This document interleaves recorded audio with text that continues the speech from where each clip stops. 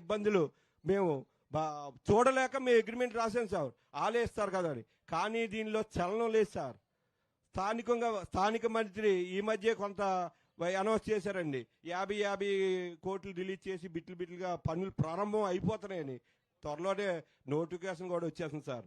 మనం వస్తే దీనికి ఏం పరిష్కరిస్తారో మిమ్మల్ని ప్రధానంగా నేను కోరుతున్నాను సార్. మన ప్రాంతంలో రోడ్డు గురించి మాడకుండా పాదయాత్ర ముందరికి వెళ్దలేండి. యాదవ సోదరులు ఎదుర్కొంటున్న సమస్యల గురించి మాడాలంటే మీరు రోడ్డు గురించే మాడుతున్నారు. ఎందుకంటే అది ప్రధానమైన సమస్యగా ఉంది. అది నేను చూసారు, అసలు రోడ్లు లేవు, గొయ్యలు ఉన్నాయి. గొయ్యలో రోడ్ ఎక్కడుందా అని ఎత్తుక్కునే పరిస్థితి చాలా దారుణంగా ఉంది. దారి పొడుగున కూడా ప్రజలు వచ్చి మాకు ఎలాంటి సంక్షేమ కార్యక్రమాలు వద్దురా బాబు, ముందర రోడ్ వేయండిరా నైనా అని అడిగారు. ప్రజలు అడుగుతున్నారు. అంటే అంత దారుణంగా రోడ్లు అయిపోయినాయి. మీరన్నట్టు బాబు గారు ముఖ్యమంత్రిగా ఉన్నప్పుడు ఆనాడు నిధులు కేటాయించి రోడ్ల పనులు ప్రారంభించే సమయంలో ప్రభుత్వాలు మారినాయి.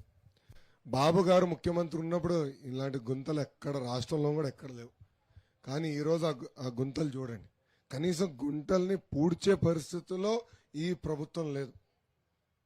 రోడ్ వదిలేండి, ఈ ప్రభుత్వం రోడ్ వేసే సీనే లేదు, అంత బొమ్మ లేదు. కనీసం గుంట్లన పూడుస్తారేమో అనుకున్నా. ఎందుకంటే ముఖ్యమంత్రి గారు చెప్పారు కదా, ఒక్క సంవత్సరంలో గుంటలు లేని రోడ్లు చేస్తానన్నాడు కదా. ఇట్లా ఊపుతాడు కదా చెయ్యి, ఇట్టా అంటాడు, ఏదో ఇది అయిపోతుందని. ఇది ఇట్ట కాదు, ఇది ఇట్ట నరికేండ్రా బాబు అన్నయ్య.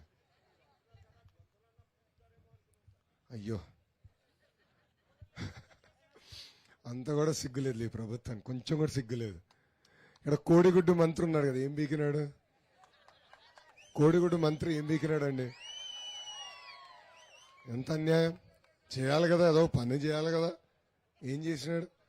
ప్రజలకి ఏం చేశాడు అన్న? ఈ రోడ్ కంపల్సరీ మనం సీసీ రోడ్ వేయాలి. శాశ్వతమైన పరిష్కారం చేయాలంటే సిమెంట్ రోడ్ వేయాలి.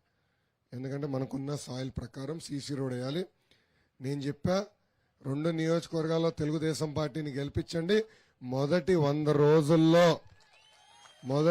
రోజుల్లో పనులు ప్రారంభించి క్యాలెండర్ మారే లోపల, అంటే సంవత్సరం మారే లోపల పనులు పూర్తి చేసే బాధ్యత మన ప్రభుత్వం తీసుకుంటుంది.